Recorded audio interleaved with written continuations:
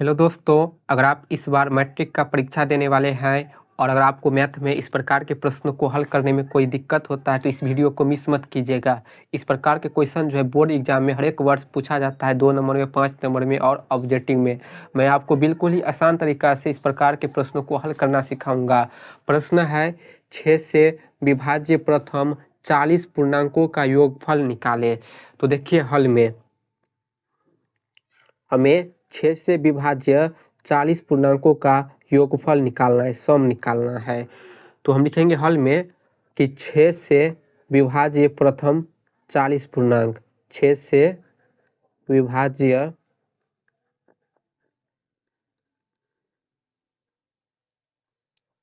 प्रथम 40 पूर्णांक, 6 से विभाज्य 40 पूर्णांक हम पहले लिख लेते हैं। विभाज्य का मतलब होता है 6 से भाग लगने वाली संख्या, 40 संख्या का योग निकालना है। तो 6 से भाग लगने वाली संख्या हो जाएगा पहला 6, फिर दूसरा 12, फिर 18 हो जाएगा, इसके बाद 24, फिर हो जाएगा 30, फिर हो जाएगा 36। इसी प्रकार हमें कहाँ तक जाना है?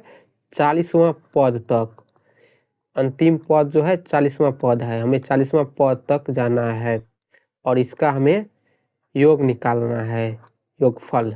ठीक, तो देखिए 6, 12, 18, 24, 30, 36 से लेकर 40वां पद तक ये जो है समांतर श्रेणी में आ गया। हमने इसे समांतर श्रेणी के रूप में लिख दिया। तो यहाँ से हम लिख सकते हैं कि ए का मान हो जाएगा 6। ठीक, फिर हम डी सार्वअंतर का मान निकालेंगे। यहाँ से दूसरा पद में से पहला पद माइनस करेंगे, 12 में से 6 माइनस करेंगे तो 6 होगा। तो अंतर डी का मान 6 है।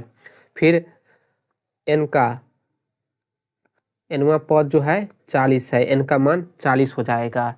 तो अब हमें योगफल निकालना है। तो हम जानते हैं कि एस एन का फॉर्मूला होता है, योगफल निकालने का फॉर्मूला होता है n/2 ब्रैकेट में 2a प्लस छोटा ब्रैकेट n-1 इंटू में d होता है। ठीक, तो चलिए मान को रख लेते हैं। n का मान है 40 बट्टा में 2 ब्रैकेट 2 इंटू ए का मान है 6 प्लस n का मान है 40 माइनस में 1 इंटू डी का मान कितना है? सार्वअंतर है 6। तो चलिए हल कर लेते हैं। 2 से कटाएंगे 40 को 20 बार में कट जाएगा। 2 और 6 को गुना करेंगे, 6 दूनी 12 प्लस घटाएंगे तो 39 इंटू 6। तो यहाँ से देखिए लिखेंगे 20 इंटू 12 है तो 12 प्लस 6 और 9 को गुना करेंगे, 9 और 6 गुना करें, 9 छक्के 54, 54 के 4 हासिल 5, 6 18, 18 और 5 23 हो जाएगा। यानी गुना करने पर 234 होगा। अब इसे ऐड कर देंगे तो लिखेंगे 20 इंटू 2 और 4 6, 3 और 1 4 और 2 यानी 246 होगा जोड़ने पर। अब हम इसे गुना कर देंगे 20 से 246 में, तो हमारा आंसर निकल कर आ जाएगा। तो 0 में इससे गुना करेंगे तो 0 होगा। 2 से गुना करेंगे, 6 दूनी 12 का 2 हासिल 1, 4 दूनी 8, 1 9 हो जाएगा, 2 दूनी 4। तो इसका आंसर निकल कर आएगा 4920।